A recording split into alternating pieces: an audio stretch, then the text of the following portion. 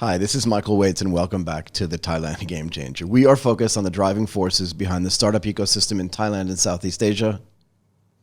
Produced by True Digital Park in conjunction with Michael Waitze Media.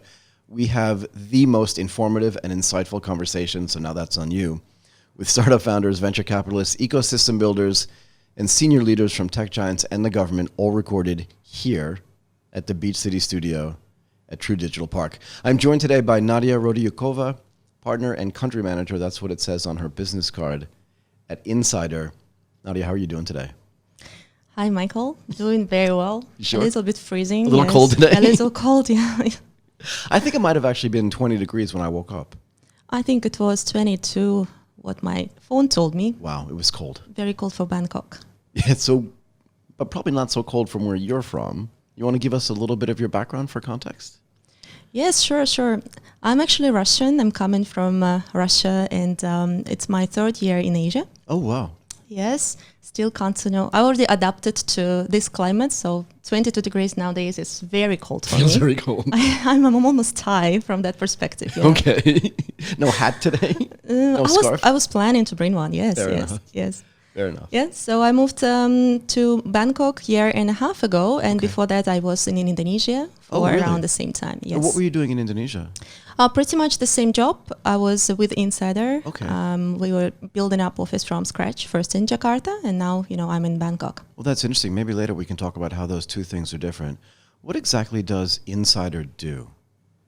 Well, Insider is a SaaS digital marketing platform. Okay. We have artificial intelligence widget engine that allows us to personalize user experience across different channels.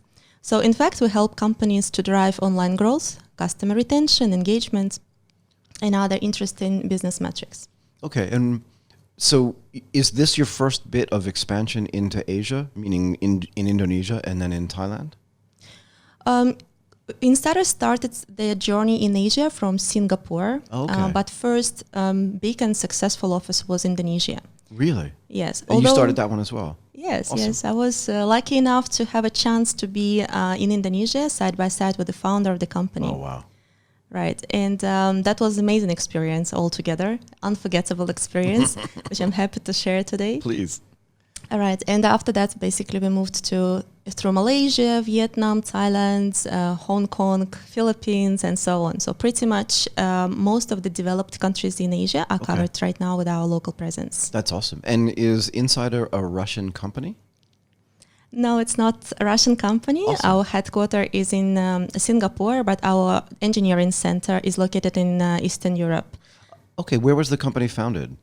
Company was founded in Turkey. In Turkey, that's what I mean. So that's rare, actually, for companies that expand into Asia. Were you the beginning part of their expansion, something that you touched on a little bit earlier? And if so, why was Asia the next natural place for you to expand? That's a very good question. Yeah. So first question, if I was part of the founding team, no, I wasn't. Okay. I joined the company after being their clients. So pretty much my story was that around 10 years I was working in Russia, serving to Russian markets, European markets. Got it. I was heading product management, project management for a very big consumer electronic company called M-Video. Okay. They're now monopoly pretty much in that vertical. And during that experience, I met a founder of Insider in Moscow. So we had a very interesting project together. I was impressed by agility of the technology. How fast and how efficient we could run campaigns and how fast and efficient we could measure results. Okay. So also there was something special about the company, about the people there, about how fast they were growing and the overall attitude. When you are a client, you really see different vendors. Right. And in my position, I could evaluate a lot of them. Right. And Insider was really something special because it was very, I would say, friendly company, very much oriented onto solving my particular issues with my particular business, not just giving me a frame and saying, okay, go and work out this frame. Right. So, yes, the moment I decided to change my job, Insider was just opened office in Asia, in Singapore. Okay. And they invited me to join them. That's awesome. Right. So unexpectedly, out of all those offers from big companies laying on my table, I decided to choose Insider. And had you been to Asia before? One time. But just for vacation, not for work or for work? Correct. Yes, For one vacation. time for vacation. It was Sri Lanka. And I promised myself that never again. Really? Yes. And then here you are building out this company throughout the whole region. Right. Because, you know, when we're making decisions about our career, of course, we're looking around onto how economy is growing, That's and especially what I want to know, yeah. in your particular vertical, right? When I evaluated what happened in Indonesia when I was moving there, Right. I was mind blown. You know, digital economy reports says 30% growth year to year. That was incredible. Like it couldn't be seen anywhere else in the world. Right. And for me, for professional that is, you know, specializing in digital marketing, product management, that was amazing field to go and try, you know, something new to Right. see how other markets operate from that perspective. So yes, a decision came mostly from mass media, from the reading news and articles, and Right. my friends who lived in Indonesia and told me that it's okay, you know, just come here and try it out. Right. And have you Yes. been disappointed? Never. I don't think so. No. It doesn't feel like it, right? So how do you think Thai companies are doing when it comes to sort of digital marketing and the businesses in which you operate? Well, I would say that Thai companies are doing pretty well, but right now what we are seeing is that, you know, Thailand is a little bit behind overall, you Fair know, enough. digital thing. If you compare to the most developed countries like UK or Eastern Europe, that would be pretty much maybe 10 to 15 years behind. Oh, wow. However, I think that Thailand is doing extremely well because I just recently saw some report. They said 2019, 2018, e-commerce growth was around 14%. Right. This year, they predicted at 20%. So Wow. let's see how So it it's will rate. accelerating. It is accelerating, yes. Yeah. And I think Thailand's digital community picking up trends very well, picking up technology very well. Right. I would say that most of these efforts come in right now on the back-end system support, for example, enabling e-commerce platforms to run operations or produce certain, you know, marketing campaigns for the offline and so on. Right. But less focus is currently planned to online personalizations, optimizations, and so on. So this is why it's an interesting feeling, you know. From one hand side, Thailand companies are very much advanced in the operations. But at the same time, they're not that much advanced yet in CRM, in personalization. So how do you go and convince them? What is that sales cycle like for you, right? In other words, they've spent a ton of time, like you said, on the back end. What I call sort of e-commerce facilitation companies have gone out and said, we'll manage your warehouse for you, we'll manage your ERP for you, all these kind of things, right? Right. And then they're coming into CRM. But when you go in to sell to them, which is part of what you do or part of what your team does, right? What's their reaction? How hard is that or how easy is that? Well, it's a good question as well. I would say that there is an interest, a big interest for doing things in a different way. Right. I wouldn't call it a selling, to be honest. Of course, probably from the traditional point of view, it is. But what we're trying to do, we're trying to consult them. Because I have a business experience in this 10 years. It's a much better word. It and is. it's actually more true, right? It's not so much sales. It's like, how can we consult with you to help you grow your business? Right. Right. Fair right. enough. So first of all, the demand is there. So they companies nowadays, they understand that it's time to shift the way they make digital marketing. It's time to start doing more optimizations. If I would tell you that 2 years ago, I was going to speak with a lot of companies, a lot of agencies, I wouldn't hear so much of interest from their side because market was just warming up. And there were pretty much no technologies that would provide EDM or CRM or optimization technologies, CRO, pretty much nothing was on the market, scaled. Right. So nowadays, I think situation changed drastically. I would hope to say, you know, a lot of these changes are coming from our impact as well, because when one company starts to do optimization or run some interesting, cool campaigns, then others are looking at them and trying to repeat the success. Can you give me a better idea about what you mean by optimization? Right. Very simple idea would be, let's take e-commerce company that sells particular products. For example, like my background's electronics. Let's sell electronics. Okay. When we're selling electronics, conversion rate is typically around 1%. 1%? Yeah, plus Okay. minus. Okay. Usually it's a bit lower, but it's Really? around 1%, yes. So that means that majority of people go away, right, from the website. Classic situation. So why is it happening? Why are they going away? Why are they going away? Tell What's me. happening when people are browsing through the website? What's Right. happening when they put a product to the basket and trying to check out? All right. So all this information, in fact, is available for all the companies because they have tracking in place, Google Analytics, Right. e-commerce enabling platforms, everything is in place. However, very few people, very few companies can understand and analyze the data. Right. So here we So come. they're collecting all this information, Right. and it's kind of dying in a data pool somewhere. Exactly, Right. exactly. And unfortunately, me and you, we browse websites just now, right now in that particular moment, Yep. right? But analysis of data happens post factum, when I probably already left the website. Right. Right. Right. And the reason why it's happening is it's just because companies don't have technological power To do it in real time. to do it in real time. Interesting. Yes. So do you? We do. We provide that opportunity to act real time. How does that work? Because I think about a lot of things in the context of dating. I use it as an analogy for everything. You can't ask somebody out on a date if they've already left the dinner party. Exactly. You can try like to this. chase them down, Yeah, right? yeah. But you're never going to get that date. It's interesting to think about, and in real time, you can always ask, what are you doing after the party kind of thing, right? But I never considered doing data analysis in real time and then showing me different things or giving me different things to do on that website. Is that what's really happening? That's correct. Tell me more. So we will personalize your experience. Let's say if you are In real time. Sorry, in I know I real keep saying time. this. Go ahead. Tell me more. Yes, we personalize your experience on particular website or application real time. Okay. For example, if we know that you are visiting the website for the first time, Right. then probably we need to educate you on the benefits of buying product from us. Free delivery, special coupons, and so on, right? However, if I'm a loyal client and I'm coming to the website third time, fourth time, etc., And I've already bought something maybe, or I've just Probably. already been there, right? yes, Either probably way. you've bought something or probably not. Right. We can analyze that real time and offer you a different interaction elements, maybe a coupon, maybe we can show you your products that you like to see on the previous visit. And is it obvious to me? So in the old days, right, you'd go to Amazon and you'd pick a movie, it doesn't matter, The Godfather. Right. And then down at the bottom, as you scroll down, it would say people who bought The Godfather also bought Goodfellas.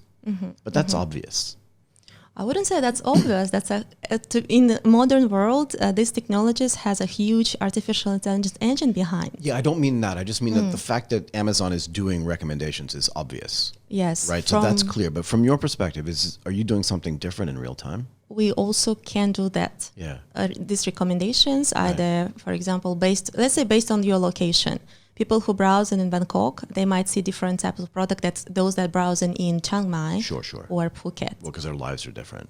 They have different interests. They Right, have right, different like propensity. Right. Right. So we have to understand their behavior, intention, and needs, and tailor the proposition according to their possibilities. Right. Really interesting. How significant is the technology on the back end that does this in real time? Well, I would say imagine 7 years of development nonstop That's what I with want to the know. very around 10 product teams. Right. So I'm myself very much impressed by the way our platform is improving over time. Because again, we have huge artificial intelligence engine, and on the same time, we are focusing on delivering that real-time front-end experience. Got it. So who are most of your clients? In other words, the SME business in Thailand is one of the biggest businesses here, right? It controls a very large portion of the economy. Are those SMEs also using your services to impact their businesses, or is this mostly e-commerce and companies that are already sort of operating in the digital space?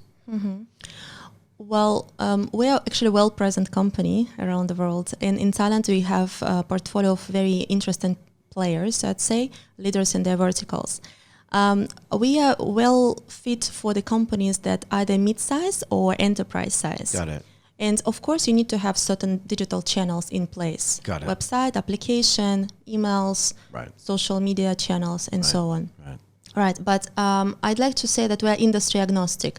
It doesn't matter, for example, if you are selling electronics or selling fashion or maybe cosmetics or cars. Doesn't matter. Right. We, with the right digital strategy and personalization strategy, we can come up with a set of the ideas for you to test. Mm-hmm. So it will be, growing, that accelerates your digital growth pretty much. Right. So you mentioned earlier about the ability to measure the impact of this, right? Yes. Is there some sort of standard measurement that you have? In other words, can you tell a website, we've increased traffic by 15% or we've increased sales by 13%, whatever that number is? And is there an average for everything or by vertical? I hear this question all the time. And I'd like, and we're talking about personalization, right? Yeah. Every brand is different, every company is different, every vertical is different. Mm-hmm. When it comes to prediction, for financial projections or so on, right. We prefer first to run actual experiment. Let's say we can take into consideration a pool of data we process within a month and run few experiments during that time. Right. Then we can see the increments uplift in your business metrics. Got it. We follow A/B test and methodology increment calculation, where we compare, impact of our campaigns towards the control group, which is the original content of just the website. What was already there, right? Already there, right. Yes. So we want to see the actual impact. You are selling anyways, or you are bringing users anyways, right. but how much you can improve that? Improve that, yeah. Right. And we would like to be very transparent and clear, and we just send all the data to Google Analytics, and we then compare and report the increments. Got it.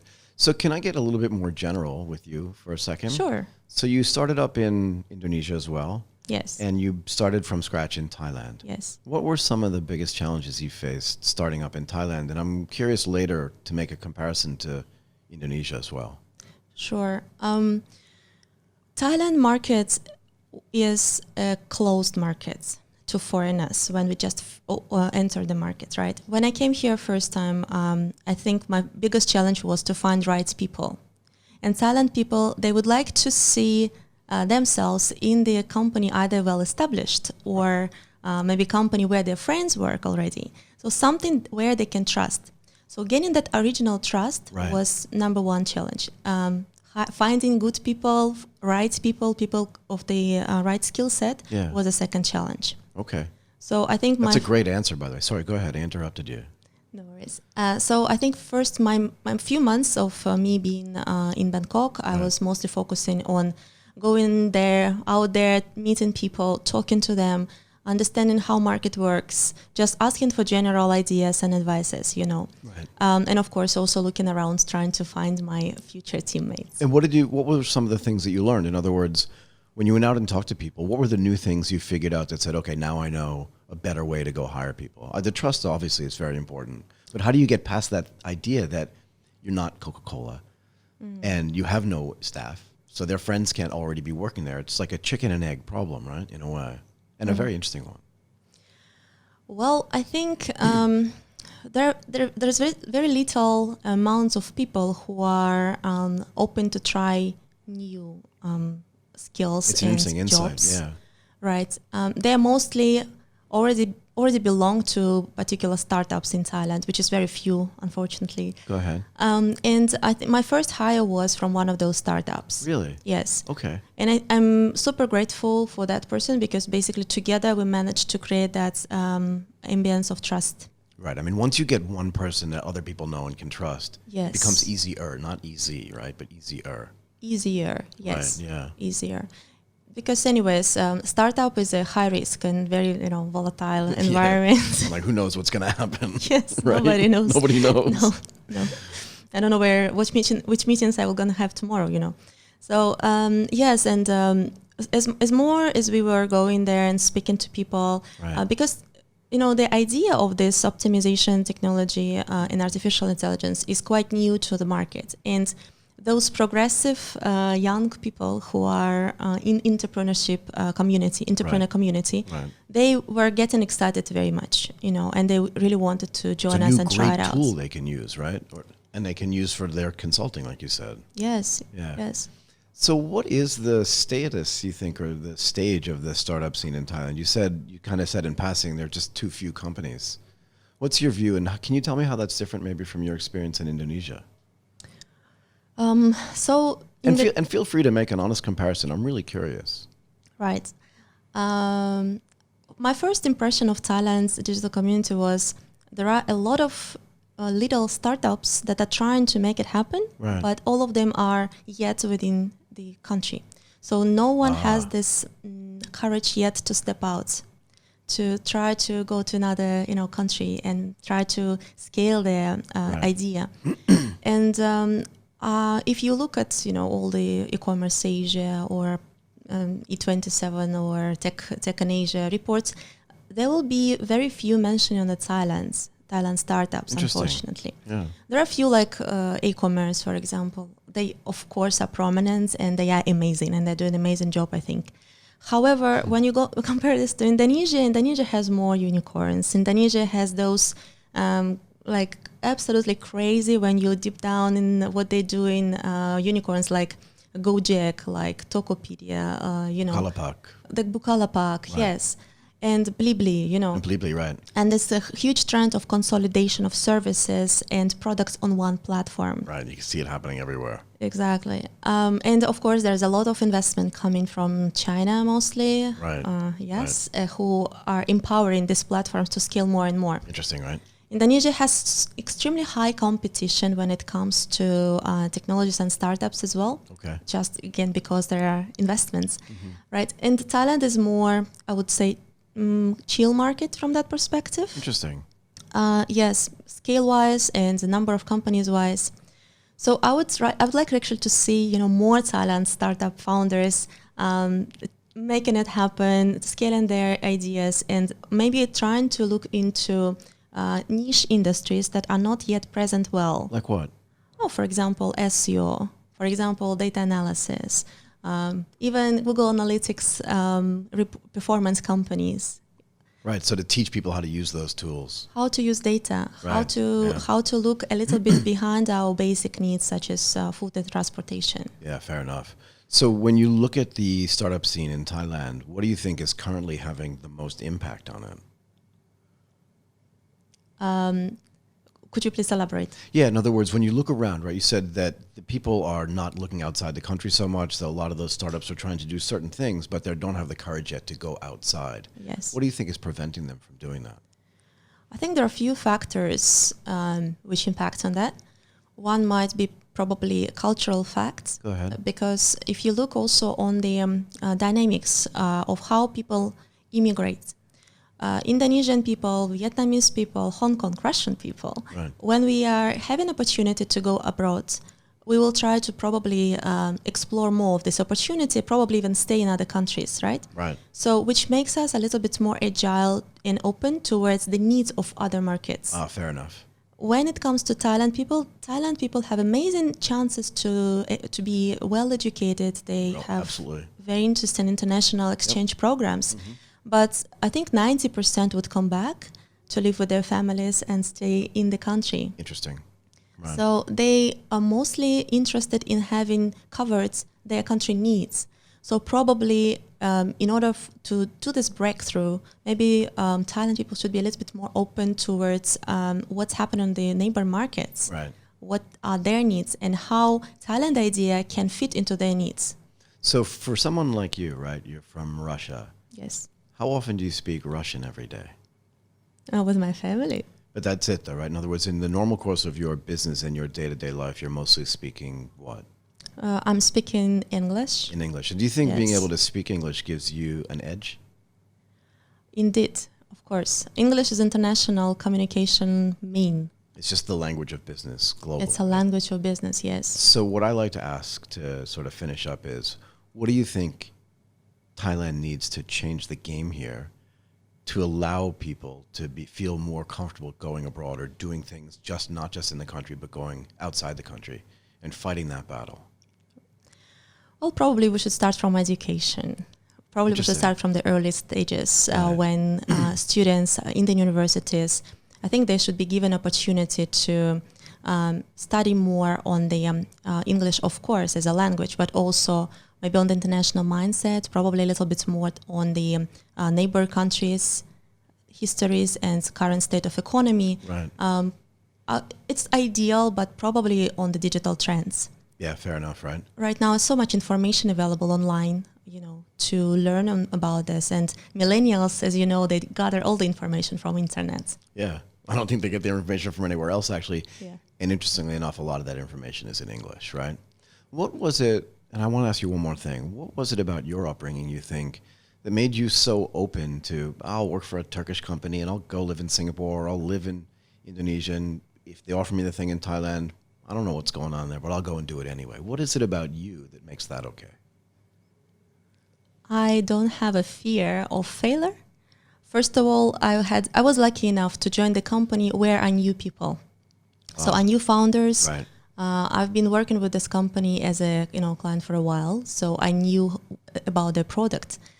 And in terms of making that big jump from with a length of 10,000 kilometers, Right. I think that was pretty much because I wanted to challenge myself, and I knew that Asia is the most dynamic economy in the world, Right. and it's a great opportunity for me to test myself out and see how far I can go. Yeah. How can I push boundaries further? I think that's a great answer. Look, I really want to thank you very much for coming in and doing this. I learned something. Nadia Rodiukova, partner and country manager at Insider. This was awesome. Thank you. Thank you so much, Michael.